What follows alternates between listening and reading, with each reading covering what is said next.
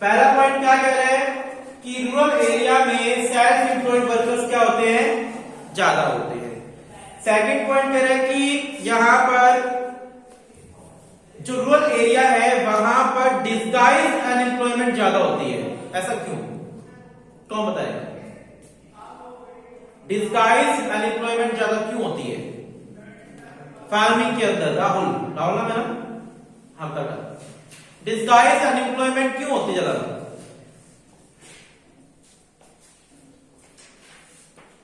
क्यों होती है? बैठ तो खड़ा ही होगा बस। डिस्गाइज अनएम्प्लॉयमेंट ज्यादा क्यों होती है? क्योंकि जब वो लोग शहरों में माइग्रेट होते हैं तो उनको वहां पर जॉब नहीं मिलती। जॉब करने वालों की संख्या क्या है, ज्यादा है, जबकि जॉब की संख्या कम है।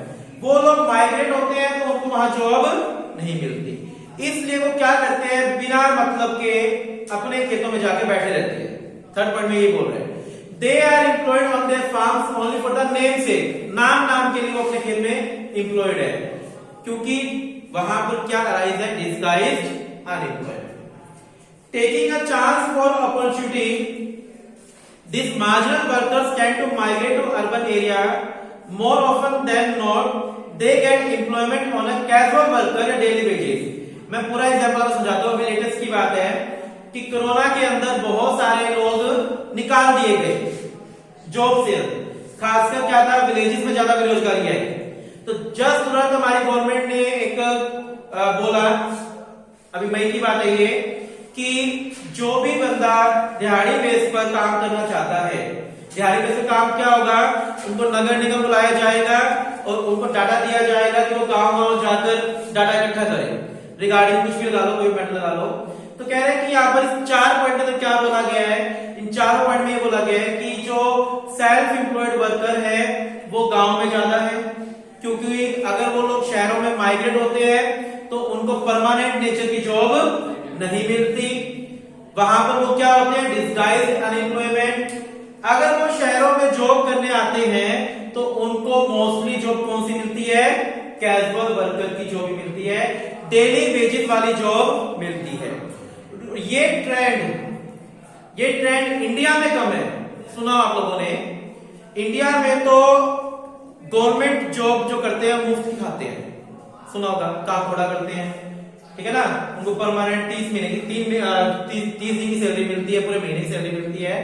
मैंने सुना था यूएसए में या जो बाहर कंट्रीज हैं वहां पर घंटों के हिसाब से मिलता है, जितने घंटे आप काम करोगे उतने घंटे आपको क्या मिलेगा, पैसे मिलेगा। जैसे पेट्रोल पंप में काम करते हैं तो उनका 10 आवर्स वर्किंग डे होते हैं, बीच में मान लो 4 घंटे के आते हैं तो 4 घंटे का आपके पैसे मिलेंगे, उनको पूरे दिन की दिहाड़ी नहीं मिली। तो कैजुअल वर्कर्स की जो संख्या है वो ज्यादा हो रही है और जो रेगुलर वर्कर्स है उनकी संख्या कम हो रही है। अगर आपसे पूछा जाए रीजन क्या है तो आप इसका रीजन क्या बोलोगे? इन 4 पॉइंट में क्या कंक्लूजन निकला? Disguised unemployment. लिख लो कि रीजन क्या है, disguised unemployment is the big reason of casualisation. कि हमारे यहां पर डिस्गाइज्ड अनएम्प्लॉयमेंट बहुत ज्यादा है, जिसके कारण क्या राइज हो रही है, कैजुअलाइजेशन हो रहा है, लोगों को काम करना पड़ रहा है डेली बेसिस पर। ठीक है, नेक्स्ट टॉपिक क्या आपका, इनफॉर्मलाइजेशन। एम्प्लॉयमेंट को 2 कैटेगरीज में डिवाइड कर दिया, एक फॉर्मल सेक्टर, एक इनफॉर्मल। यह आप लोगों ने बिजनेस स्टडी पढ़ा होगा, फॉर्मल एंड इनफॉर्मल सेक्टर पढ़े। फॉर्मल सेक्टर कौन सा होता है, ऑर्गेनाइज्ड सेक्टर, जहां पर रूल्स और रेगुलेशन होते हैं, और इनफॉर्मल सेक्टर जहां पर रूल्स रेगुलेशन नहीं होते। Formal sector refer to organised sector. ये दोनों टॉपिक इंपोर्टेंट है, मैं बोल रहा हूं अगेन। जो आपने सैटरडे को पढ़ा था वो इतना इंपोर्टेंट नहीं था, जो सैटरडे को आपने टॉपिक पढ़ा था वो इंपोर्टेंट नहीं था, वो जस्ट रीडिंग पर्पस से था, लेकिन ये दोनों टॉपिक इंपोर्टेंट है। फॉर्मल सेक्टर होता है organised sector. It includes all government department, public enterprises and private establishment which hire 10 formal sector कौन से होते हैं? जो 10 या 10 से ज्यादा वर्कर क्या करते हैं? हायर करते हैं। जिसमें 10 से कम वर्कर होंगे वो कौन सा कहलाएगा? इनफॉर्मल। पहली बात आगे समझ लो। जिस भी जगह पर, चाहे वो पब्लिक सेक्टर हो, पब्लिक एंटरप्राइज हो, चाहे वो गवर्नमेंट का डिपार्टमेंट हो, चाहे प्राइवेट एंटरप्राइज हो, 10 या 10 से ज्यादा वर्कर वहां काम कर रहे हैं तो वो कौन सा कहलाएगा? Formal sector. जहां पर 10 से कम लेबर काम कर रही हो वो इनफॉर्मल सेक्टर हो गया। क्या those working in the organise sector, जो लोग ऑर्गेनाइज सेक्टर में काम कर रहे हैं वो क्या कहलाएगा? Formal worker. जो बंदा ऑर्गेनाइज सेक्टर में काम कर रहे हैं वो वर्कर क्या कहलाएगा? फॉर्मल वर्कर कहलाएगा। पहली बात समझ आ गई? फॉर्मल सेक्टर कौन सा होता है? जहां पर 10 या 10 से ज्यादा वर्कर्स क्या कर रहे हो? काम। उसको क्या बोलोगे? Formal sector. और जो बंदा फॉर्मल सेक्टर में काम कर रहा है वो क्या कहलाएगा? फॉर्मल वर्कर कहलाएगा। क्या कहलाएगा? फॉर्मल। बात आई समझ? इनफॉर्मल सेक्टर ये वो अनऑर्गेनाइज सेक्टर होते हैं। ये क्या होते हैं? Unorganised sector. फॉर्मल में आपके 3 आए थे लास्ट बेंच। फॉर्मल सेक्टर में कौन कौन से आए थे? गवर्नमेंट सेक्टर, पब्लिक डिपार्टमेंट और प्राइवेट डिपार्टमेंट, प्राइवेट एंटरप्राइज। आपके फॉर्मल सेक्टर में 3 आए थे, government department, public enterprises, private enterprises. Informal में एक आती है बस। कौन सी? Private enterprise. इनफॉर्मल में सिर्फ क्या आती है? कोई ऐसा गवर्नमेंट डिपार्टमेंट है जिसमें 10 से कम बंदे काम कर रहे हो? शायद नहीं। ऐसा कोई भी पूरे एक सिटी के अंदर ऐसा कोई डिपार्टमेंट नहीं होगा। चाहे नगर निगम लगा लो, चाहे कोई गवर्नमेंट हॉस्पिटल लगा लो, चाहे कोर्ट लगा लो, वहां पर 10 या 10 से कम लोग काम करो, नहीं होगा। ठीक है? प्राइवेट सेक्टर में हो सकता है ऐसा। जैसे मान लो ट्यूशन सेंटर है, वहां पर 2 टीचर पढ़ा रहे हैं, एक टीचर पढ़ा रहे हैं, तो वह इनफॉर्मल है। ठीक है? तो प्राइवेट एंटरप्राइज इनफॉर्मल में आ सकती है। यहां पर 10 से कम लोग काम कर रहे होंगे। It include all such private enterprise which hire less than 10 workers beside farming and self employment. Self employment and farming को छोड़कर, सेल्फ एम्प्लॉयड यानी फार्मिंग और किसको छोड़कर? सेल्फ एम्प्लॉयमेंट को छोड़कर बाकी कहीं भी 10 लोग से नीचे काम कर रहे हो तो वो क्या कहलाएगा? Informal sector. और जो यहां पर काम कर रहा है वो क्या कहलाएगा? इनफॉर्मल वर्कर कहलाएगा। समझ आ गया? आगे from the view point of employment status, the underlying difference between formal and informal sector, worker in the formal sector are entitled to social security benefit. जो वर्कर्स फॉर्मल सेक्टर में काम करते हैं उनको सोशल सिक्योरिटी बेनिफिट्स मिलते हैं। जो worker कहां काम करते हैं? फॉर्मल सेक्टर में, उनको सोशल सिक्योरिटी बेनिफिट्स मिलेंगे। सोशल सिक्योरिटी बेनिफिट्स कौन से होते हैं? जो हमें पढ़े। और जो लोग इनफॉर्मल सेक्टर में काम करते हैं उनको सोशल सिक्योरिटी बेनिफिट्स। ठीक है? जो लोग फॉर्मल सेक्टर में काम करते हैं वो लेबर लॉ के अंडर आते हैं। लेबर लॉ, लेबर लॉ सुना आपने? लेबर लॉ बनाया गया लेबर्स के लिए। इसके अकॉर्डिंग आप कहीं भी किसी कंपनी में काम कर रहे हो तो मिनिमम वेज आपको मिलेगी जो लेबर लॉ ने डिसाइड की हुई है। अगर कोई भी एम्प्लॉयर आपको उससे कम वेज देता है तो आप उसके अगेंस्ट केस कर सकते हो, केस फाइल कर सकते हो। ठीक है? लेबर लॉ कहता है आप कहीं पर भी काम कर रहे हो तो आपके बॉस की, आपके एम्प्लॉयर की ड्यूटी बनती है कि आपका इंश्योरेंस करवाए। आपका क्या करवाए? Insurance, life insurance. अगर आपका एम्प्लॉयर ऐसा नहीं करता तो आप उसके अगेंस्ट क्या कर सकते हो? फाइल सूट कर सकते हो। ठीक है? यदि जो वर्कर फॉर्मल में काम कर रहे हैं वो लेबर लॉज के अंदर आते हैं, उनको लेबर लॉज का राइट है। और जो इनफॉर्मल में काम कर रहे हैं उनको लेबर लॉज का राइट समझ आ गए दोनों पॉइंट।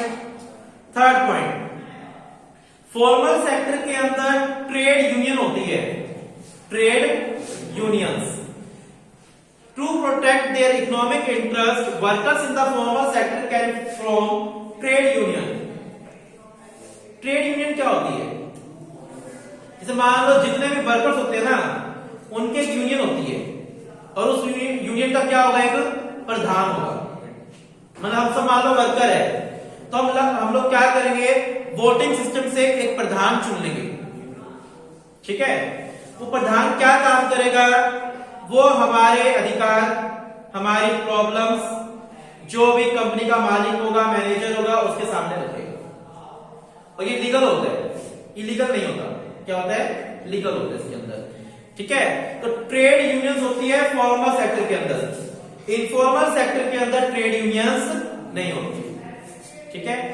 जो आपने स्ट्राइक देखी होगी, होते कई बार फैक्ट्रीज, लॉकआउट सुने? लॉकआउट क्या होता है? ताला लगा देना, फैक्ट्री को क्या लगा देना? ताला लगा देना, स्ट्राइक करना। तो अगर ये जायज होती है फॉर्मल के अंदर, ये करने का राइट होता है लेबर्स को, लेकिन ट्रेड यूनियन के अंडर होती है सच, ट्रेड यूनियन के अंडर। तो फॉर्मल सेक्टर में ट्रेड यूनियन होती है, इनफॉर्मल में ट्रेड यूनियन नहीं होती, ठीक है? Informal sector workers are highly vulnerable to uncertainties of the market. They are hired when the market sentiments are good. Informal sector में काम करने वाले वर्कर्स की हमेशा क्या होती है? अनसर्टेनिटी। मान लो मैं इनफॉर्मल सेक्टर में काम कर रहा हूं, मान लो, तो मुझे हमेशा क्या रहेगी? अनसर्टेनिटी रहेगी कि काम मिलेगा या नहीं मिलेगा, ठीक है? लेकिन फॉर्मल सेक्टर में जो लोग काम कर रहे हैं, उनको कोई भी अनसर्टेनिटी नहीं होगी, उनको तो काम करना है डेली। क्लियर है? यहां पर 4 पॉइंट क्लियर है। यही चीजें आपको नीचे डिफरेंस की फॉर्म में दी हुई है, ये 4 पॉइंट नीचे डिफरेंस की फॉर्म में दिया हुआ है। क्लियर?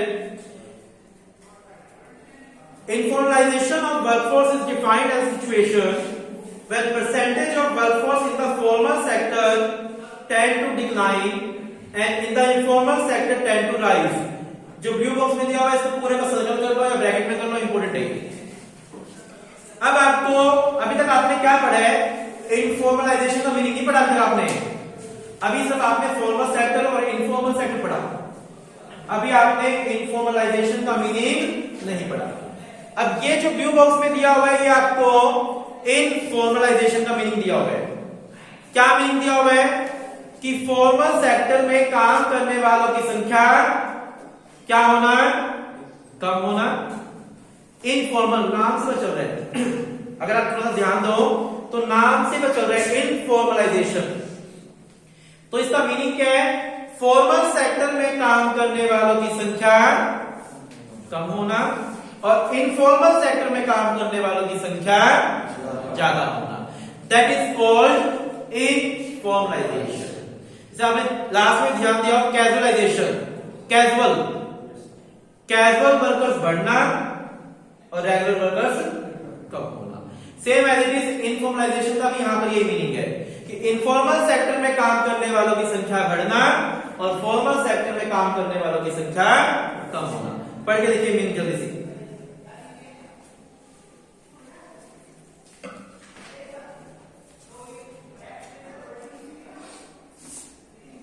ये चैप्टर आज आपका कंप्लीट हो जाएगा, ठीक है? कोई भी डाउट आप कर ले सकते हैं। देखिए आगे, in accordance with the socialistic pattern of society as a goal, central goal of the development planning launch in 1951। इसको अंडरलाइन कर लेना, ये वर्ड मार्क्स कर सकते हैं। Formal sector employment should have rise and informal sector should have decline. ये एक planning थी, प्लानिंग का नाम क्या है? Central goal of development planning. ये प्लानिंग थी 1951 में की गई। इसका ऑब्जेक्टिव क्या था? कि फॉर्मल सेक्टर को बढ़ावा देना और इनफॉर्मल सेक्टर को क्या करना? कम करना, ठीक है? ये बस एक 1 मार्क्स में पूछ सकता है कि इस प्लानिंग के अकॉर्डिंग किसको बढ़ावा देने की बात की गई और किसको कम करने की बात की गई। फॉर्मल सेक्टर को इंक्रीज करने की बात की गई और इनफॉर्मल को डिक्रीज करने की बात की गई। ठीक है, क्लियर यहां पर पढ़ लोगे अच्छे से। चैप्टर आपका हो गया है। कल आप इसके पीछे के क्वेश्चंस करके आएंगे, सारे पीछे लास्ट वाले सारे क्वेश्चंस करके आएंगे और सुनूंगा मैं चैप्टर का।